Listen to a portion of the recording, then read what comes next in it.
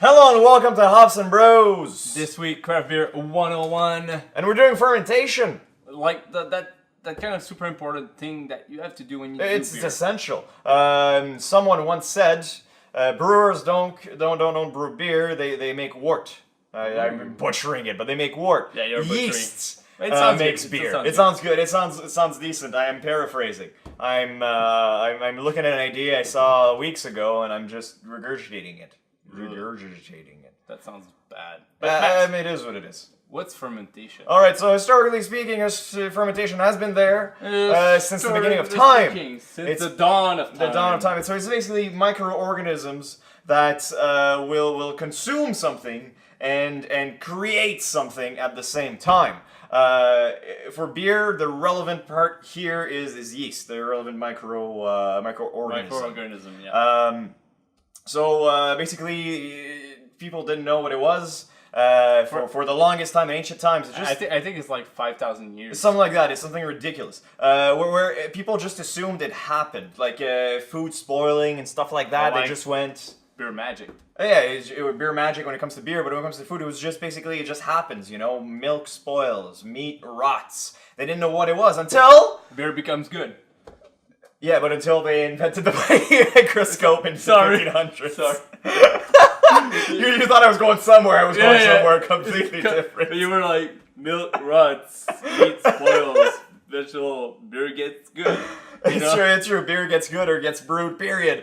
Yeah. But yeah, so anyways, the microscope was invented in the 1500s. Okay. And it's the first time that people could actually look at microorganisms work. Ooh. At first, they didn't know what it was.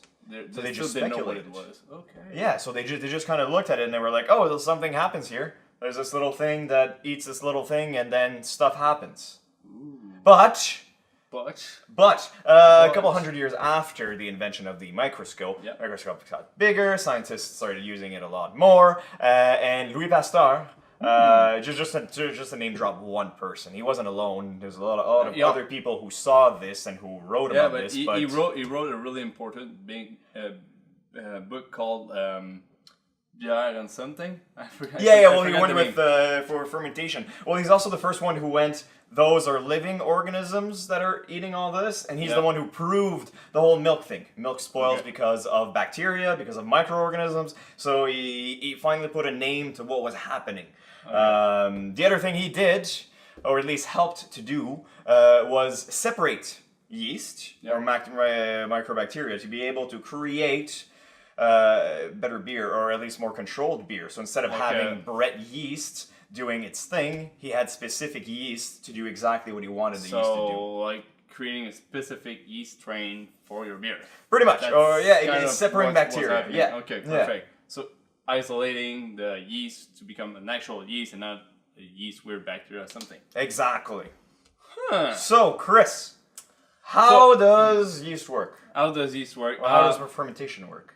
Basically, fermentation is the most crucial part of beer making process. So, yeast process the sugars that's been extracted in the wort. So you do your mash, you extract the sugars, and the yeast works with the sugars that you extracted. So what happens is that the yeast in fermentation eats sugars to release CO2 and alcohol. But it doesn't stop there, because that's where the flavors of the beer is created. So depending on the yeast strain and the temperature at which the yeast has been evolving in it, then you get different flavors. So usually it's all fermented in one conical fermenter, so it settles down in the bottom and creates like the little kind of like neat bed of yeast that you can't extract. So that's why the fermenters, are in a cone, so that the yeast can slide to the bottom and they can recover the yeast. Exactly, so you can recover the yeast and brew to like 5 times with it. Well, depending on how it reacts to, because it's still a microorganism, like we said. So if, let's say, the flavors change, then your yeast might not be good again for another fermentation process. So that's how it works basically for a fermentation process. And also something really important, having those fermenters, the temperature control is really important. And in modern days, it's just great because you can, with glycol, control exactly the temperature, and then you can decide if you're doing an ale or a lager, depending on the temperatures you want to use, depending on the yeast strain you want to use. And also, the temperatures, like the fermentation process creates lots of heat.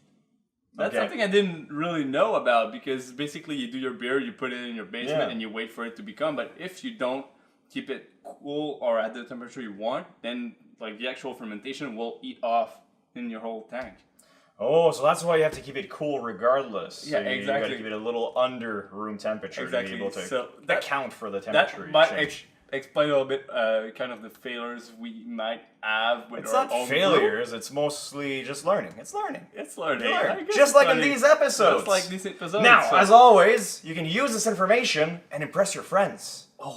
We challenge you to do that. And obviously, it's a really simple way to get you guys introduced to fermentation, but we'll get more in depth with yeast in the future, so it's kind of a warm up for you guys. And you won't pass a test with this information. You still gotta go study, but it's mostly to impress your friends. Yeah. Come on, let's face it. You want to impress them. Impress them and say, like... just don't even say that we showed you what it was. Like, they can share the video and after they're you know? impressed. After they're impressed. But yeah. Basically, just do that. Yeah. Cheers, guys. And, this week, we're drinking the Franco from Cassel Brewery. A great little lager that's been fermented for 4 weeks, if we talk about fermentation. Yeah, and I think you're going to be seeing the review at the end of the week. Yeah, next week. Next week. Yes, exactly. Something like that, yeah. That's fucking weird. Oh, no, the weekend. Yeah, okay. Yeah, something like that. Yeah. Perfect. That's Cheers. We need Time traveling. we need to start doing that time travel stuff.